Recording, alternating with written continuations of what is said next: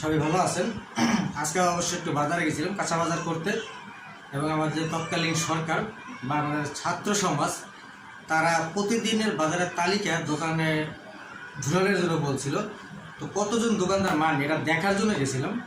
তো আমরা যখন বাজার করি সেই সাথে আমি একটু বাজারটাও পরিচালনা করি।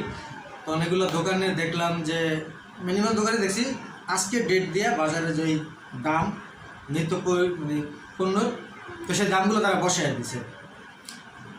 কিছু দোকানে দেখছি তারা 18 তারিখে ডেট দেওয়া চাল বিক্রি করতেছে। যেমন আমি নিজে একটু ধরা খাইলাম, মিনিকেট চাল 72 টাকা, 5 কেজি চাইলাম, তারা জিজ্ঞাসা করছে আপনার চাটা দেখি 70 টাকা। সে বলছে 18 তারিখের ডেট। এগুলো আমাকে ফাইন রাখেন, সে রাখলো।